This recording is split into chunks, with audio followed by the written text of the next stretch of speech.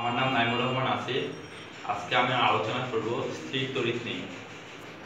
আমাদের পদার্থবিজ্ঞান দ্বিতীয় পত্রে স্থির তড়িৎ একটি গুরুত্বপূর্ণ চ্যাপ্টার এবং এই চ্যাপ্টারের উপরে আমরা ভর্তি পরীক্ষায় বিভিন্ন গুরুত্বপূর্ণ কোশ্চেন এবং আমাদের এইচএসসি পরীক্ষাও আমরা অনেক কোশ্চেন পাবো এই চ্যাপ্টারের ভিতর থেকে। আমি প্রথমে স্থির তড়িৎ, এই স্থির তড়িতের প্রথমে বেসিক জিনিসটা হলো আধান। এই আধানের উপর নির্ভর করেই তড়িৎ গঠিত হয়। আমরা জানি যে তড়িৎ বলতে বোঝায় আধানের প্রবাহ। যদি তড়িৎটাকে আমরা যদি বিভাগে ভাগ করতে পারি, যদি আধান যদি স্থির থাকে তখন তাকে বলে স্থির তড়িৎ, এবং আধান যদি চলমান অবস্থায় থাকে তখন তাকে বলে চলতড়িৎ। এখন এই আধান জিনিসটা দুই ধরনের হতে পারে, যথা ধনাত্মক আধান এবং ঋণাত্মক আধান। এই ধনাত্মক এবং ঋণাত্মক আধানের প্রবাহের উপরে এই তড়িৎ জিনিসটা নির্ভর করতেছে। এখন যদি আমরা আধানের উপরে আরেকটু আলোচনা করতে যাই, তাহলে আমাদের বইয়ের ভিতরে একটি টপিক আছে আধানের কোয়ান্টাম। অর্থাৎ এটি বলতে বোঝায় যে আধানটা আমাদের কিভাবে এক জায়গা থেকে আরেক জায়গাতে যাবে। শক্তি সংরক্ষণশীলতার নীতির মতো আধানের একটি সংরক্ষণশীলতা নীতি আছে।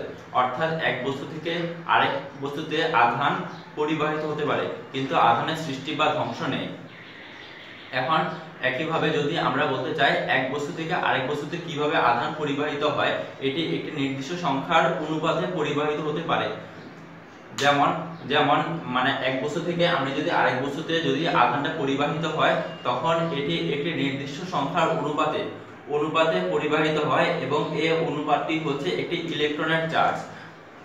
আমরা যদি একটি ইলেকট্রনের চার্জ বলতে চাই, তখন এটি বলবো 1.67 × 10⁻⁹। এটি হচ্ছে একটি ইলেকট্রনের চার্জ। একটি বস্তু থেকে এবং অপর বস্তুতে যদি আমরা আধান পরিবাহিত করতে চাই, তখন এই ইলেকট্রনের চার্জের পূর্ণ গুণিতক, আমরা এটি হতে পারে 4e, এটি হতে পারে 5e, এটি হতে পারে +7e, আবার এটি হতে পারে 10e। অর্থাৎ পূর্ণ সংখ্যার গুণিতক রূপে আধানটি এক বস্তু থেকে অন্য বস্তুতে যেতে পারে, কিন্তু এটি কোনো ভগ্নাংশ সংখ্যা রূপে পরিবাহিত হতে পারে না।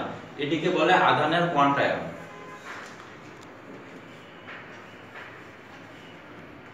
এখন স্থির তড়িৎ মূলত প্রথম সূত্রটি হচ্ছে কুলম্বের সূত্র দ্বারা স্থির তড়িৎ শুরু হয়েছে। এই কুলম্বের সূত্রের উপর নির্ভর করে আমরা স্থির তড়িতের প্রথম সূত্রটি আলোচনা করব। কুলম্বের সূত্র কি বলেছে? কুলম্বের সূত্র ঠিক নিউটনের প্রথম সূত্রেরই অনুরূপ। নিউটনের প্রথম সূত্র কি বলেছে? দুইটি বস্তুর মধ্যে আকর্ষণ বল বস্তুদ্বয়ের ভরদ্বয়ের গুণফলের সমানুপাতিক এবং এদের মধ্যবর্তী দূরত্বের ব্যস্তানুপাতিক।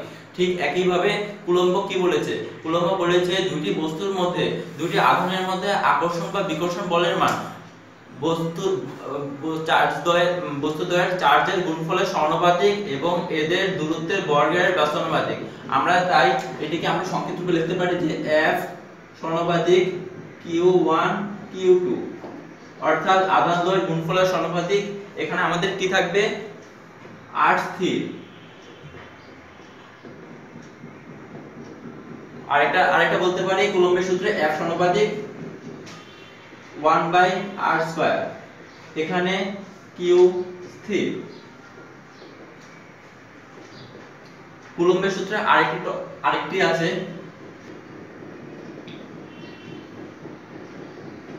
মাধ্যম।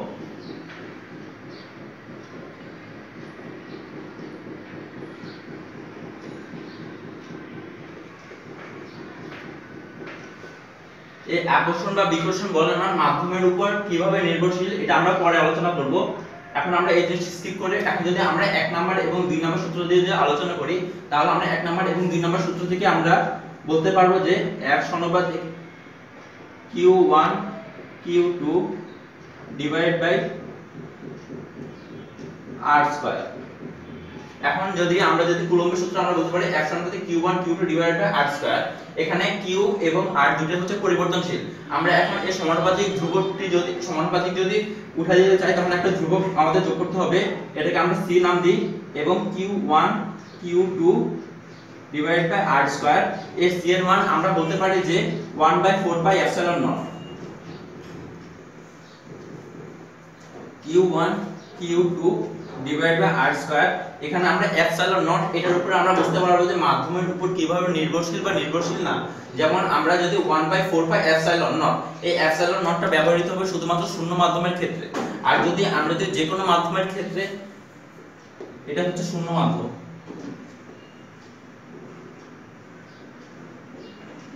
আর আমরা যদি এটা যে কোনো মাধ্যমের ক্ষেত্রে ব্যবহার করতে চাই তাহলে এটা হবে 1/4 pi epsilon Q1 Q2 divide by R square.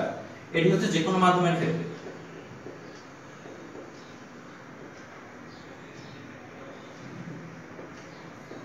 আমরা যখন এই তড়িৎটি আলোচনা করব তখন মাধ্যম একটি গুরুত্বপূর্ণ জিনিস, এবং এই মাধ্যমের উপরে বল বা তড়িৎ প্রাবল্য বা তড়িৎ বিভব এগুলোর মান পরিবর্তিত হয়। তখন আমরা যখন আলোচনা করব প্রথমে আমরা শূন্য মাধ্যম নিয়ে আলোচনা করব, এবং শূন্য মাধ্যম থেকে আলোচনা করে আমরা যে কোনো মাধ্যম নিয়ে আলোচনা করব। আমরা এই কুলম্বের সূত্রটি আমরা বলতে পারি যে F = 1/4 pi epsilon Q1 Q2 divide by R square. এখন আমরা আমাদের মধ্যে একটি জিনিস হচ্ছে এই এপসিলন নট জিনিসটা কি, এপসিলন নট এবং এপসিলন জিনিসটা কি। এপসিলন নট দ্বারা বোঝা হচ্ছে মাধ্যমের তড়িৎ ভেদ্যতা। মাধ্যমের তড়িৎ ভেদ্যতা এখন আমরা জানি যে এপসিলন নট এর মান হচ্ছে 8.854 * 10^12। এই এপসিলন নটের মান হচ্ছে এটা হচ্ছে শূন্য মাধ্যমের তড়িৎ ভেদ্যতা। এখন যে কোনো মাধ্যমের তড়িৎ ভেদ্যতা জানার জন্য আমাদের একটি নতুন জিনিস জানতে হবে, সেটি হচ্ছে K এর মান। এই K কে বলে আপেক্ষিক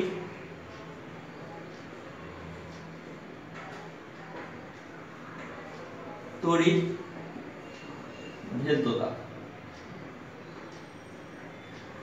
এখন এই আপেক্ষিক তড়িৎ ভেদ্যতা কি, এটি নিয়ে আমরা একটু আলোচনা করতে পারি।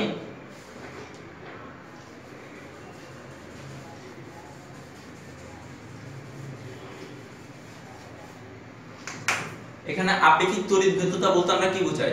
আপেক্ষিক তড়িৎ ভেদ্যতা বলতে বোঝায় শূন্য মাধ্যমের সাপেক্ষে যে কোনো মাধ্যমের তড়িৎ ভেদ্যতাকে বলে আপেক্ষিক তড়িৎ ভেদ্যতা।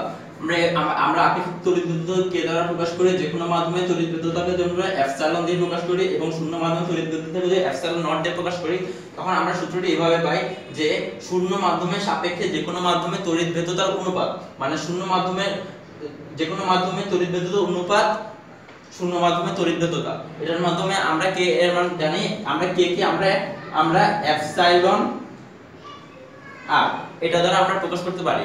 এখন আমরা যদি বিভিন্ন মাধ্যম, আমরা যদি পানির মাধ্যম ধরি অথবা পারদ মাধ্যম ধরি, এই পারদ মাধ্যম ডিভাইড বাই যদি পানির মাধ্যমে এটির যে মানটি পাওয়া যাবে সেটি হচ্ছে ওই মাধ্যমের কি আপেক্ষিক তড়িৎ ভেদ্যতা।